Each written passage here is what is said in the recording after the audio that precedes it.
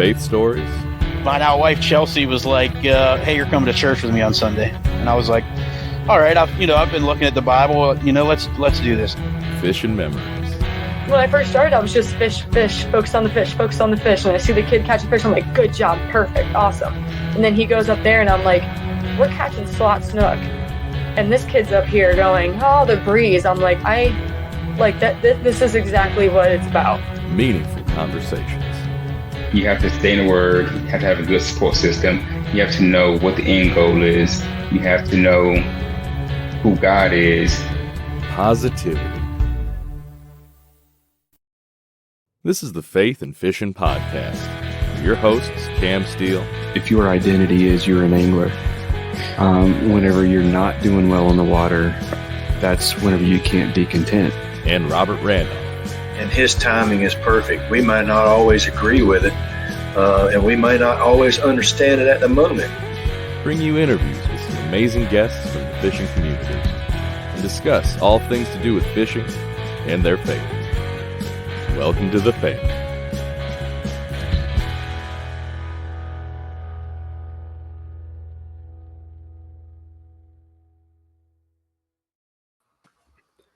Hey y'all, welcome back to the Faith and Fishing Podcast. I'm Cam. Hey, and I'm Robert. We've got a little bit of a different episode for you this week. There's been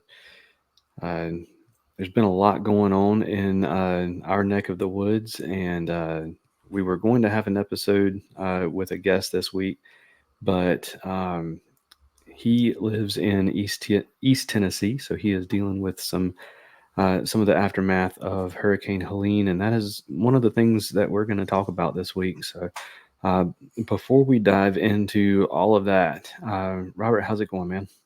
Yeah, it's going pretty good. Just kind of the same for me. Work is still super busy, and so 2 kids are at college now, which is different, only having one in the house. Kind of nice, not nice, because he can drive and take care of himself as well. So you would think that would slow things down, and but it hasn't. So you're still busy as ever, and really haven't got out to do much fishing. I was hoping to do some. Actually, you know what? That is not the truth. I did surf fish for about an hour and a half 2 weekends ago, maybe even last weekend. I think it's 2 weekends ago. Yeah, 2 weekends ago.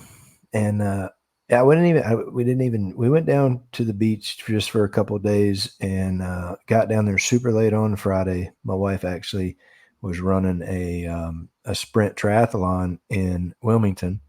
And so we did that Saturday morning, and she did great and finished that. And we went back and kind of vegged out Saturday and hung out on the porch and played a little bit of guitar, messed around, grilled out some cheeseburgers. And then Sunday, late Saturday night, I was like, well, we're usually just kind of pack up and go home midday on Sunday. I'm like, but we can't come to the beach without going to the beach. So we got all of our stuff and headed to the beach early or mid-morning Sunday. I won't say early. We got there and set up our chairs, and there was a dude that was surf fishing. We set our chairs a little ways down from him, and this dude was catching like 25-inch Spanish mackerel, like they were going out of style from the surf.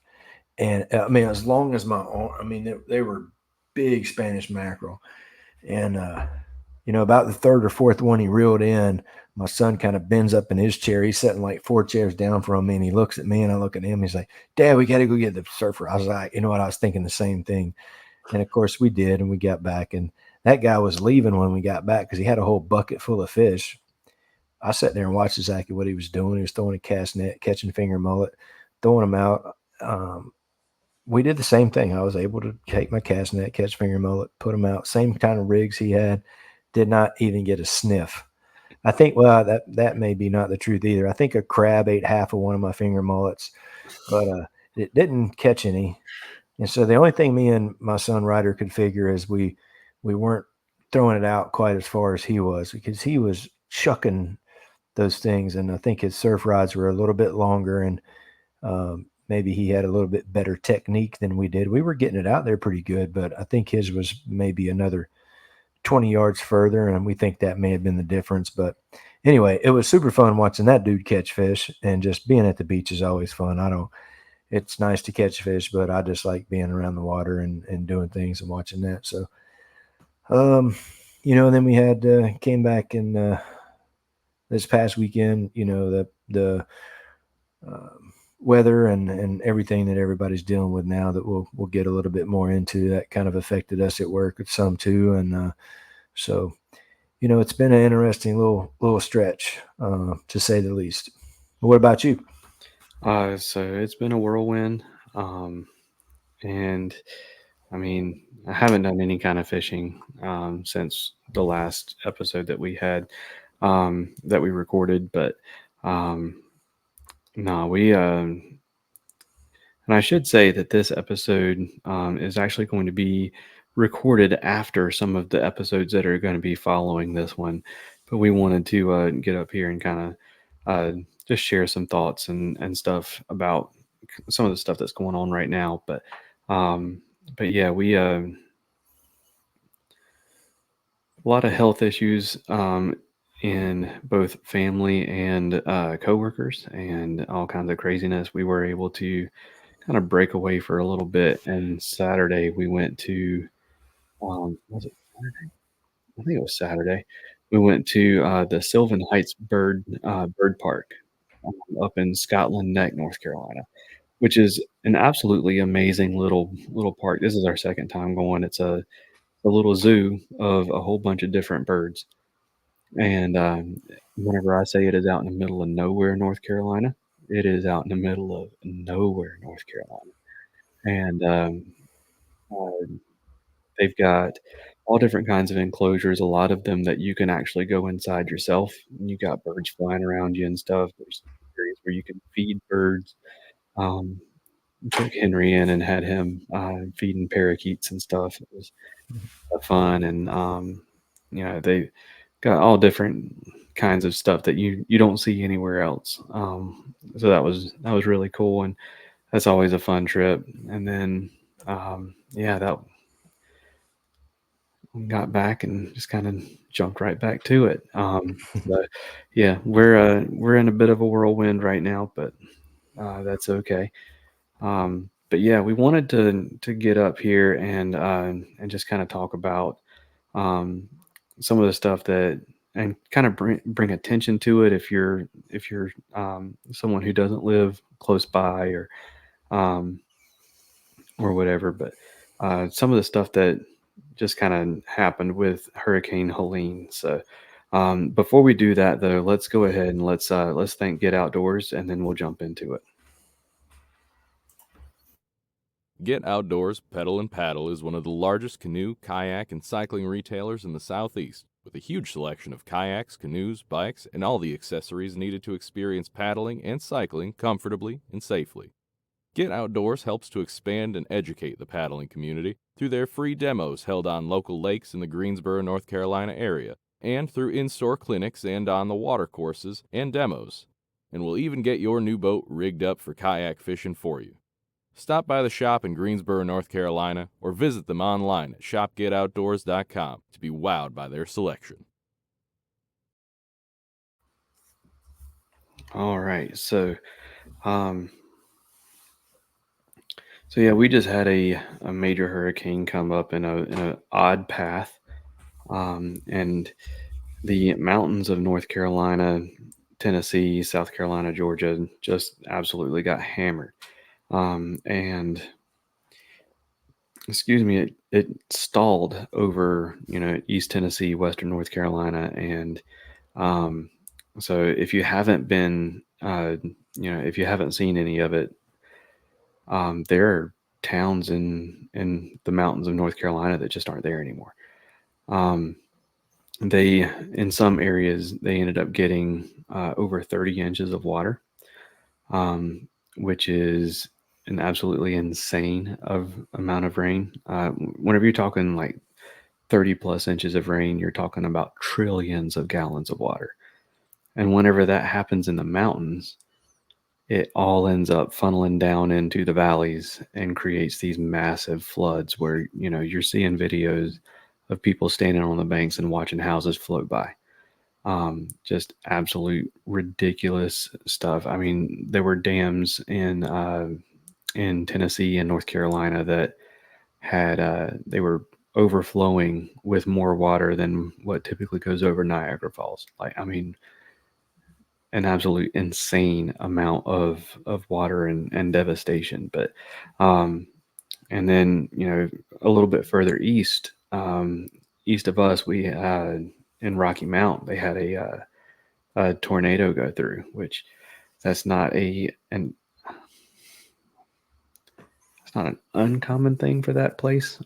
They seem to have one every so often, but so I mean, even the very guys that were getting just the outer bands, like there was some decent some difficult times had by all. Luckily, where I am, you know, we got some rain and some wind, and it made for a busier day than normal at work. But that was about as much of an inconvenience as I got out of it. What about where you were, Robert? Yeah. So all of North Carolina, especially the eastern central part and now the western part, really for the past 6 weeks have got more than our fair share of rain. So, you know, we've been dealing with a kind of a crazy amount of rain for a while. And, you know, that put all the rivers and everything already high. Not even, I mean, this is even before the hurricane. Yeah, because we had that the other hurricane came up, and then it was like depression number 8 or something. Potential tropical cyclone number 8, and like dropped 20 some inches over like the island of like Curie Beach and Fort Fisher and Carolina Beach. I think the fort might have been the only thing on the on the island that wasn't underwater. Yeah, so you had flooding all up and down the coast, and Wilmington, Carolina Beach, Wrightsville Beach, Southport. There's a lot of roads that were washed away, and this is totally on the opposite end of the state than where the hurricane is. We're talking 8, 9, 10 hours away. Yeah, so and then you turn around, and within another week, you're having this Hurricane Helene come up and just dump all that water. And it's exactly what you said. Like, a lot of people don't understand, like, why didn't people leave, or, you know, why didn't you have a plan in place? It's like, this has never happened before in recorded history, that the mountain region there got this much rain.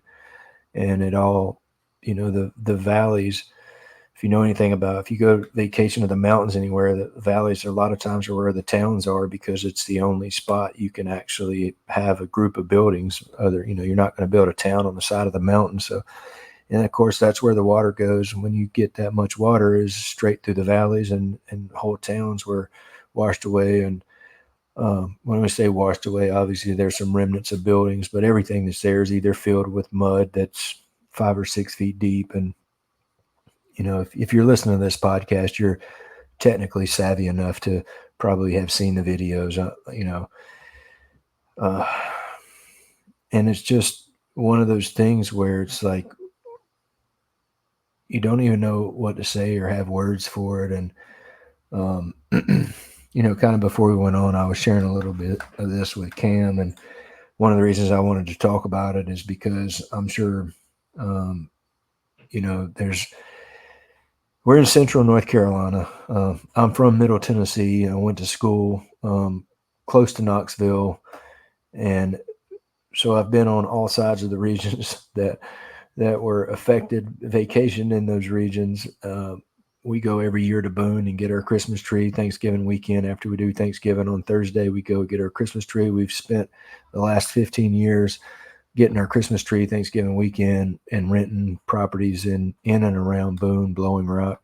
You know, App State and Boone is totally, you know, it's a disaster area. There's so much water that came through Boone and App State. The videos that are coming out of these places are just truly unbelievable. And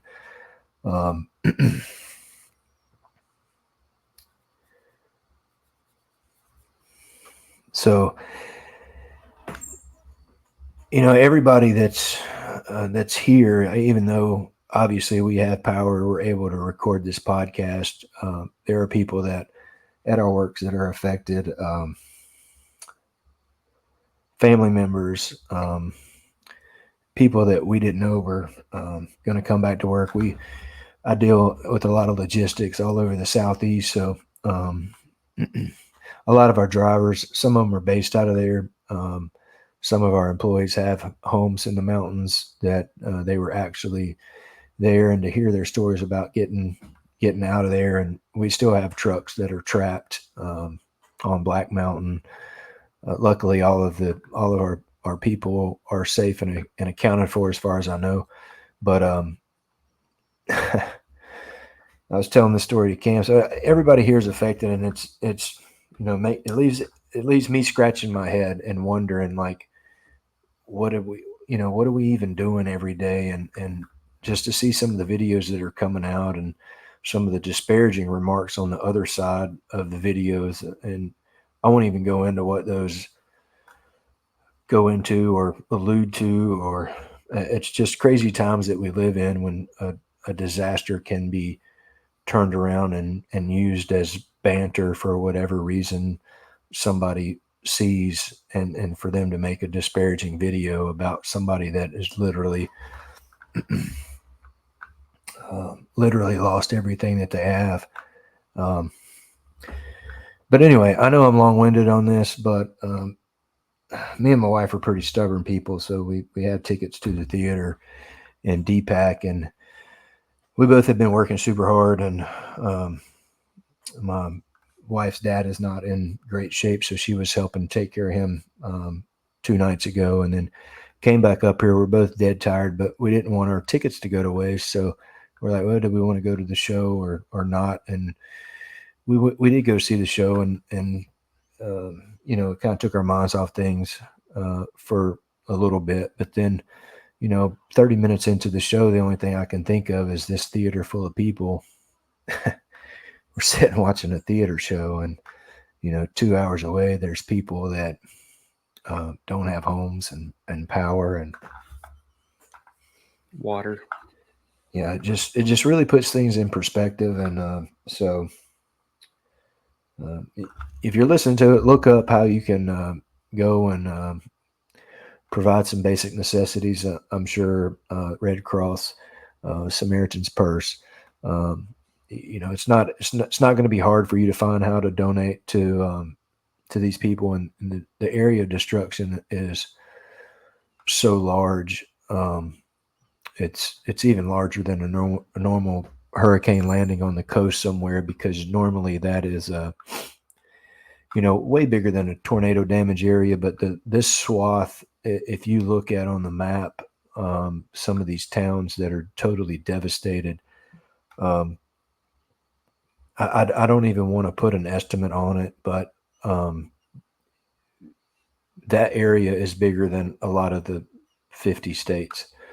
If you just take a land area, that area is bigger than quite a few whole states that is had this catastrophic damage. So, I guess the main point of me rambling on is just to be thankful for what you have. Don't believe everything you see on social media, and just know that, live in the moment, be thankful for what you have, spend time with your family and the ones that mean the most, because you never know what's around the corner. Absolutely. And whenever it comes to stuff like this, something that you have to remember is that the people that get hit the hardest, the areas that get hit the hardest are typically not the wealthy areas. The wealthy areas, or the least wealthy areas, are some of the areas that get hit hardest. Either it's they have their houses aren't in the greatest of shape, so they're the first ones to go, or there's a lot of people in a small area. and so a lot of the people that they have the worst devastation are some of the ones that they really don't really have any way to bounce back from that. Um, so make sure that make sure you're praying. If you can donate in any way, whether it's start a canned food drive and send food over. I mean, so I've been through my fair share of hurricanes. Being from the eastern part of the state, I remember when Matthew came through. That's probably the worst flooding that I've seen personally, because my family hadn't moved there for Floyd yet. I went with my dad in our church's 15 passenger van to drop off a bunch of supplies for relief for Floyd. But uh, Matthew was the first one that I like witnessed with my own eyes, and it was, it took me 2.5 hours to get to work because I had to find a bridge that I could cross over the river still. And for a while, I was still in a position where where I lived was on the higher ground, but I saw friends' businesses underwater. I saw um, churches on the bank of the river that we were pulling fish out of the second floor classrooms whenever the water receded. I mean, just and the thing with that is it costs so much to bounce back from that.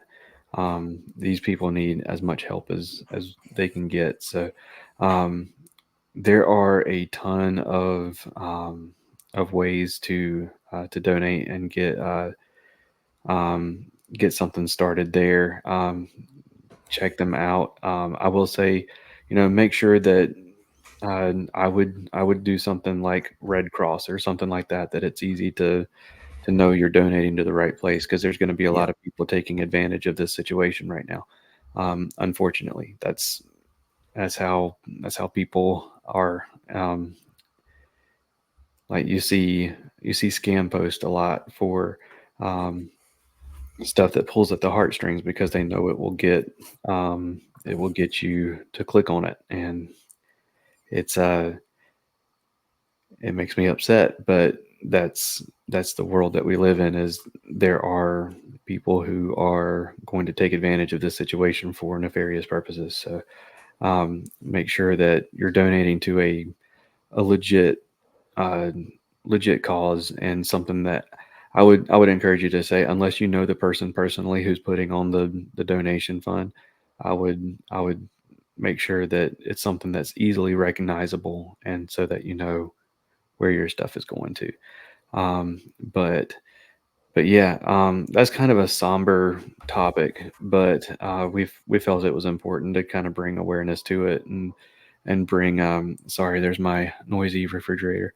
There may end up being a loud bang as one of the ice cubes drops into the tray, but um, Your refrigerator knew we needed some comic relief, so there you go. like, there's my cue. um, but yeah, just wanted to bring awareness to it, because, like you said, there are a lot of things being said on social media and stuff about this particular storm, and we just wanted to kind of bring awareness that instead of arguing about what's what, or what happened, what actually happened, what didn't happen. Just keep in mind that there are people dealing with a flood that this area hasn't seen anything close since 1916, and that flood was beat by something like 25 feet this Yeah. time. Like, Yeah, just be aware that there, still a lot of people unaccounted for. Um, and the best way you can help is, like Cam said, find a reputable place to donate to. There are places all over the Southeast and probably the United States that are reputable places, but do what you can. Obviously don't go into the area and make things worse, even though I know several people that had to do that to try to look for people that they were missing because there's no communication. Cell phone reception is spotty at best. Spotty is probably an over exaggeration. There are pockets where some of those people have signals. Obviously, you can see a lot of the videos, but They've been dropping a lot of yeah. what they call the Starlinks that have made a big difference. So just keep those people in your prayers, and most of all, just lift your family up and be positive. And if you're going to engage in social media or whatever, be positive. And as we talk about the negativity in the fishing world and just the digital world that we live in, more than I would like to have to talk about it, but we do, because I think it's a huge issue that's going to continue to plague us as a society as we get more and more. Our kids are growing up with looking at a screen all the time, and you look around and half the people are on the screen. And the more I try not to use that, the more evident it is that it is part of the fabric of which we live, as people have their heads down and they're looking at that all the time, no matter, for some people, no matter what they're doing. So if you're going to do that, try to post positive things and don't get wrapped up into the negativity, and help these people if you can. And if you can pray for them, please do that. And, show everybody that you run into or run across tomorrow a little bit of grace, because you never know what that person's dealing with in their own life. So I guess we probably need to move on to something about fishing or something else, because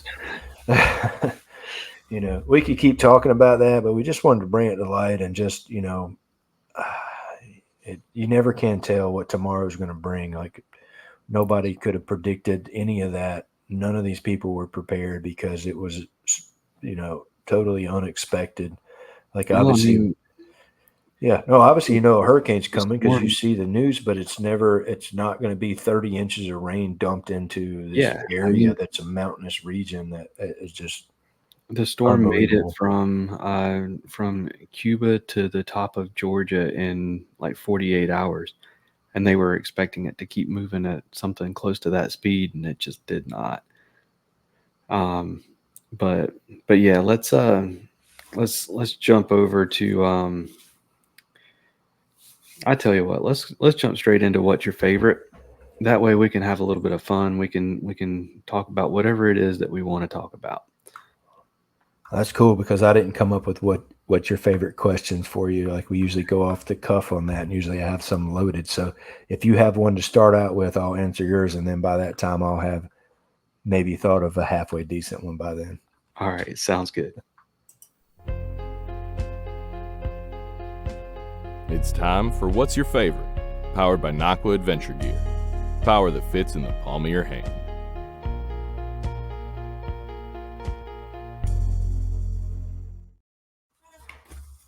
All right, so I'm going to start it off with and as always, I apologize in advance if any of these have been used before. I don't think they have. I've been pretty good about not duplicating, but I can't promise that. But what's your favorite cookie? Ooh, favorite cookie, man, that's a tough one. There's a few different levels to my cookie fondness. Let's say I have cookies every day. There's not a day that goes by that I don't have at least one cookie. Most of the time, that's my breakfast, actually. I usually have a big cup of coffee on the way to work, and I get 5 duplex cookies that are, most of the time, the duplex ones that I get are from Aldi, and they're chocolate on top with the cream center and vanilla on the bottom. So right now, that's my cookie of choice, because it comes in a huge pack. It lasts me all week. and there are like $1.70 something at Aldi. So I've been stuck on those for a few years now, actually, and that's kind of my go-to snack. Like if I'm hungry, I'll just grab a couple of them and I'm good to go. So now that is probably because of the price point on those is very favorable. I do like them, so I would have to say right now that's my favorite go-to cookie. But now of all time, I'm gonna have to go with no bake cookies. And I know people that are not from the South may not know what no bake cookies are, but it is a hodgepodge of oatmeal and fudge basically that has been melted and then you refreeze it into these hunks. And it's always been one of my favorite cookies. I And had one of those almost all but every day in elementary school with my lunch dude, I because love them. that was the dessert that elementary school served Yeah, because it was so easy. It's just chocolate and oatmeal, and you yeah. just form it Drop into a 'em. patty. Yeah. So I love those. And then my grandmother used to make a cookie she called them cowboy cookies, which now it's a mixture of a chocolate chip cookie with some oatmeal and some nuts in it. And my daughter and wife both still make that similar one that my grandmother used to make, but I actually think my daughter's and my wife's version is better than my grandmother's. But no bakes and those cowboy cookies, I could eat those until I literally make myself sick. And I know that's probably not what everybody wants to hear, but yeah, I really could. They're so good. But those are my favorite cookies, and that's a three-way. Well, my question is not nearly as good because that was a good question. I know we haven't covered that before because I would have remembered All right. talking about that. I will say my favorite cookie is peanut butter.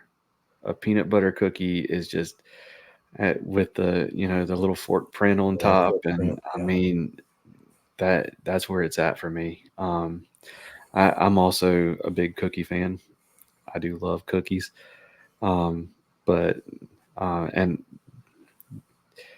as long as it doesn't have raisins in it, I'm probably going to be okay with it. That and white chocolate. I don't like white chocolate either, Oh, but you don't like the white chocolate macadamia? I Those just are don't like white chocolate. I never have. man. I Um, tell you, but Jason Williams was one of the better basketball players to ever play. So to say you don't like white chocolate no, I do is like okay. So I did like Jason Williams. yeah, He was fun to watch. He was so fun to watch. dude, I could watch videos of him passing the ball. Like that was one of the dudes that we growing up used to try to emulate. You know, when we would play backyard basketball, it would be like like But yeah, peanut butter has always been the top of is the top of the mountain for cookies. yeah, I like peanut butter cookies. I never met a cookie that I didn't like. Raisins, peanut butter, oatmeal, it doesn't matter. I like them all. So this question is a two-part question. So number one is going to be, and I'm going to say the same thing that Cam did. I may have asked this before, but we'll find out rather quickly because Cam will remember if he's answered this or not. And then if he has, I may remember it when he says the answer. But your favorite car that you've owned is going to be my first question. My second question is your favorite car that you would like to own. So this one we have See? asked before. All right. Yeah, yeah. It's such a good question, though. It is. It is. So answer it again just because I already asked it, and then I'll come up with another what's your favorite while you answer my other what's your favorite that you've already answered. So I really miss my little Ford Ranger. I had I had a 95 Ranger, four-cylinder, Ranger. 5-speed Ford Ranger. Could roll it over in a parking lot as long as you land on all four wheels. You're driving away. Um, and then I would love to have a big F-150 like King Ranch, like I hear uh, you. yeah, yeah. Yeah. I tell you, when those King Ranches came out, that was like I was in love with the interior of those trucks, and I still am. but I've yet to own one. But I don't think you can get a better looking, especially interior of a truck. So I'm gonna have to come up with another. What's your favorite question? Would you like to answer one while I am? Sure, go ahead. All right. What's your favorite fall fishing technique? I like to fish topwater in the fall. It would be my favorite fall fishing technique. Just because, I mean, I think when the leaves start hitting the water, to me, that's the best time to topwater fish. And I mean, who doesn't love to catch topwater fish? So that's an easy one for me. What about you? I'm same. Yeah. Um, Yeah. fall is the time for top water. I love a good buzz bait bite, or like a buzz toad or something like that. I love the bite on that because like I love watching them wake to it, and then there's that kabloosh. Yeah. I love it. I don't even know if we've talked about this, but, and we may have talked about this too, because I think I have such great questions, but I think they're great because I've already asked them. Um, Pick one kayak that you've owned that would be your favorite. Ooh, And it doesn't have to be the one that you can fish the best out of. Like maybe it's my favorite memories are out of this, or one that would be like your favorite overall. so it was my second kayak was a West Marine Pompano 120, which was it had the same mold as um, the Perception Pescador at the time, and but it had that was back whenever they had usable rod holders, like the flush mounted rod holders, but um, that thing was, to this day, it was like my favorite kayak that I've owned because it was so fast. I mean, I could paddle that thing so fast, and it was light, and I modded the absolute snot out of that thing. I completely customized that to make it me, and it was so much fun. Um, and Yeah, I ended up upgrading because I wanted the seat, and I wanted to be able. I didn't want to sit on the like I had a like one of the removable seats with a big cushion on it to kind of get me up higher, and I wanted to be able to sit on a seat, and I wanted to be able to stand up. So I went to the Pelican, the Catch 120, and that is still to this day the biggest downgrade I have ever experienced, and going from one thing to another, and expecting it to be this upgrade. But I mean, you're talking about going from like a max speed paddling with everything you've got, a max speed of over 6 miles an hour, to like a max speed of like 3.1 for 10 seconds. And then you, Yeah. you don't have anything left. Hmm. I mean, it took me so long to get to my fishing spot at like Lake Crabtree. Like that's a half-mile paddle. And it was like an hour and a half in. It was on a windy day too. An hour and a half in, like I get there and I'm so exhausted. I'm like, I don't even want to fish. Like, Yeah, that is bad. but yeah, that little West Marine Pompano, it was 12 feet long and I think 28 inches wide. Um, and I mean, it was it was not the most comfortable thing in the world. Definitely nowhere near as comfortable as the Feel Free or even the Pescador Pro. Or I mean, the Catch 120, like sitting on it was comfortable. Like it was sitting on a regular chair, like it, and it was stable, but it wasn't worth the not being able to paddle it. Like, but yeah, that little West Marine Pompano, and the fact that I had it modded out so much so it was so customized to me that it was like everything was second nature. Um, that was my favorite kayak that I've owned. Yeah. Now, mine was a little that Ascend sit in H12 just because I could fish out of it, duck hunt out of it. And that's the kayak that really got me into like being in a kayak and being like at the time I had that, I still had a bass boat. So, and then I started catching fish out of that kayak, and I was like, yeah, let's get rid of the boat and then get a better fishing kayak. So, and those Ascend H12s are like a hunting machine. Like it's to me one of the best duck hunting setups you can have. And unless you're going long distances, obviously you're going to need a motor for that. But that would be mine. Well, that's what's your favorite? All right, I'm gonna throw one more out there. All right. What's your favorite nationality of food? So like you like Chinese food or like Italian food or I'm gonna have to go Spanish with food yeah. I'm or gonna have to go with Mexican. I mean, other than like American food that I eat every day, I'm guessing that you don't want that as an option. You know what I mean? Because I that's mean like standard what we eat. But yeah, I mean yeah, like it let's put it this way. What's your favorite kind of foreign food? yeah. So There I would have to say Mexican, just because I think of the volume of Mexican that I eat. That has got to be my answer because you know, I'll tell you, I've had some Mongolian. They have a place up in North Raleigh that's like a bowl place that's a Mongolian thing, and man, I'll tell you what, it's some good food.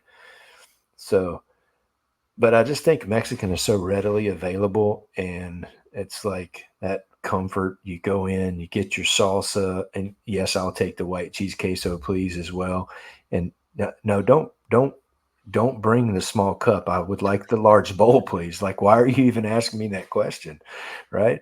It's like, yeah, bring the bowl of queso, and then you're already full by the time your fajitas get there, right? I mean, and it really, I mean, are fajitas really a Mexican food? That may be American Mexican, really, because it's just onions and steak and stuff chopped up. You roll it up in a tortilla.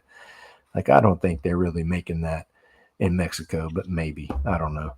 Somebody leave a comment or, post up. Is that like some American made that up? But it's pretty good though. I can't lie. That's my go-to is a mixed fajita. As again, I'm feeling guilty because we're talking about mixed fajitas, and now there's people tonight probably would love a damn can of beans as well. So, just goes back full circle. Like that's some stuff I can't get out of my head, and yeah. maybe that's a me problem. And I'm not trying to dog us for doing our podcast. I mean, we're trying to entertain, but at the same time, it's like, man, that really puts things in perspective and what's important, and spending time with your family. And, that's something everybody has to figure out for themselves. And the older I get, the clearer that picture becomes. And I never understood it, why old men and women seem so wise, because it's because they've lived through stuff like we're going through now, as far as hurricane and other things that are going on as well. But Yeah. a lot of that has just been put in perspective over time for the older generations of people. So Absolutely. and we bring the mood back down. Sorry. And as guilty as I feel for saying it, I'll throw mine out there too. Chinese food. Yeah. You want me to like it? Give me a plate of Chinese food. I'll be all right. Yeah. I mean, you can't beat the value of going Chinese is second to none. I mean, sometimes you go pick up the Chinese bag takeout, and it's like, do they have bricks in this stuff? Like, what do they have in here? This bag weighs 20 pounds. And sometimes I get home and find out it's only 20 pounds of white rice, but it's still heavy. But yeah. Absolutely. All right. Well, that's pretty much what we've got for this episode. Do you feel led to pray tonight, or? Yeah, I'll pray, and then I do want to say this. You guys, like Cam said earlier, we have a couple of shows recorded that we hadn't put out. I think we're going to put this one out just because of the time factor and what's going on with the hurricane, just to get it out.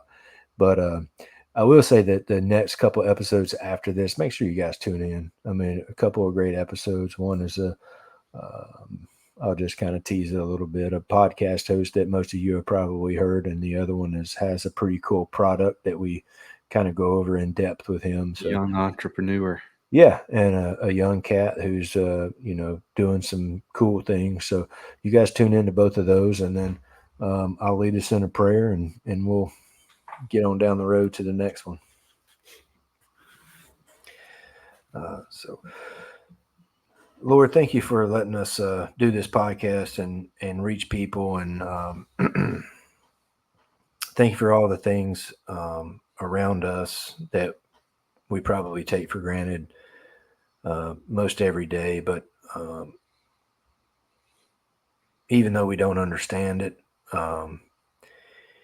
we know that everything happens for a reason. So for whatever reason that all these people are suffering and going through the things they are, well, we hope that in the end that it pulls people closer to you, and it affects people and leads them to follow your word, and hopefully in some way, shape, or form, it all makes us better people and able to watch out for our neighbors and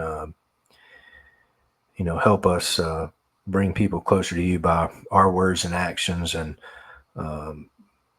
let this podcast find those people who are listening and help lead them to you as well. Please forgive us of our sins, and in Jesus Christ's name we pray. Amen. Amen. All right. Well, that is going to do it for this episode.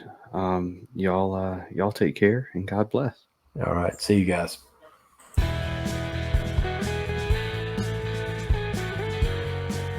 Thank you for listening to the Faith and Fishing Podcast.